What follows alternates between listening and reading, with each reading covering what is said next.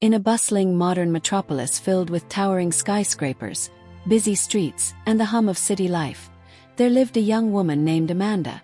Amanda was known throughout the city for her grace, intelligence, and a radiant smile that could brighten even the busiest day. As she approached the age when her family began to expect her to settle down, they grew anxious, hoping she would soon find the right partner, someone who could match her ambition and warmth. One evening, after another long day of work, Amanda decided to visit a well-known spiritual advisor, an elderly man renowned for his ability to see the paths of destiny.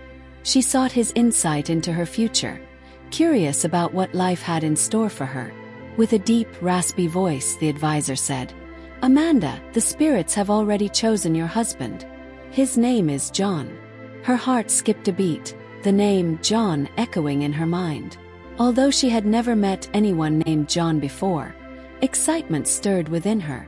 She believed in the prophecy without question and left the advisor's office filled with a sense of hope and anticipation, eager to meet the man who would soon become her husband. Weeks passed, and Amanda could hardly think of anything but this mysterious John. Who was he? What was he like? One sunny afternoon, while grabbing a coffee in a trendy cafe, Amanda bumped into a man who introduced himself as John. He was polite, charming, and seemed like everything she could have hoped for. But before she could let herself get too excited, she attended a networking event later that evening and met another man, this one equally captivating, and to her surprise, his name was also John. Her mind swirled with confusion. By the end of the week, Amanda had met not one, not two, but 5 men, all bearing the name John. Each was remarkable in his own way. One was humorous, another insightful, one was strong, and another exuded a deep kindness. But how could she know which John was the one destined to be her soulmate? Overwhelmed and unsure of what to do, Amanda decided to seek out the spiritual advisor once more. She hoped he could clarify which John was her true match. But when she arrived at his office, she was met with the heart-wrenching news that he had passed away the night before. A wave of sorrow washed over her, and she felt as though her future had vanished along with the old man's final breath. Amanda stood there in disbelief, lost in a world that suddenly seemed more confusing than ever. But Amanda was not one to give up. The spirits had revealed that her future husband's name was John, and now it was up to her to uncover which John it would be. Determined to make the right decision, Amanda set out to spend more time with each of the 5 men. The first John she spent time with was a successful CEO of a growing tech company. He was powerful, confident, and exuded leadership. His schedule was relentless, filled with meetings, dinners, and business ventures. But every time he made time for Amanda, he gave her his full attention, showing her glimpses of the man beneath the success. One evening, as they attended a glamorous charity gala together, he whispered to her, "You and I could build an empire, Amanda. With you by my side, there's nothing we couldn't accomplish."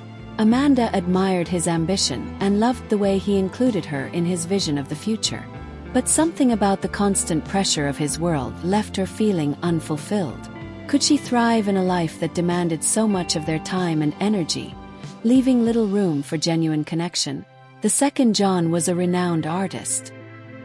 He had a studio downtown, filled with vibrant paintings, sculptures, and sketches. He had a way of seeing the world through a creative lens that Amanda found both mesmerizing and refreshing. One afternoon, he invited her to his studio to watch him work on a new piece, a large mural full of vibrant colors and intricate details.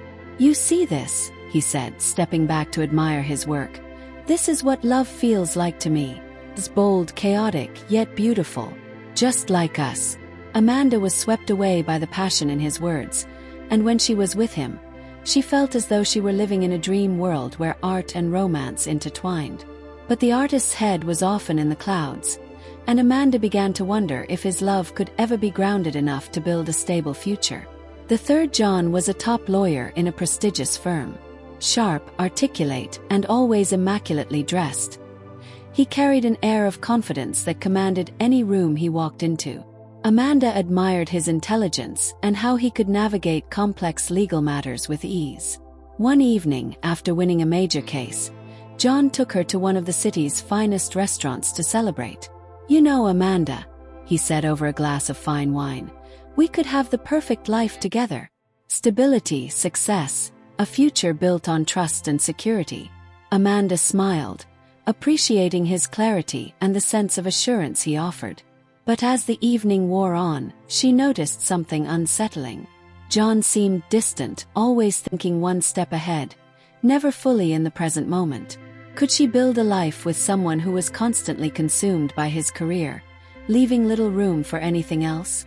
The fourth John was a doctor, a compassionate and caring man who dedicated his life to healing others. His hands were always gentle, his words soothing, and Amanda felt a sense of calm whenever she was with him. One evening, after a long day at the hospital, John invited Amanda to join him for a quiet dinner at his apartment. They talked late into the night, sharing stories of their lives and hopes for the future. "You make everything feel lighter, Amanda," he said softly, his eyes reflecting a deep sadness. "When I'm with you, I feel like I can let go of the burdens I carry." Amanda felt her heart ache for him. She admired his selflessness, but she also couldn't help but notice the weight he bore.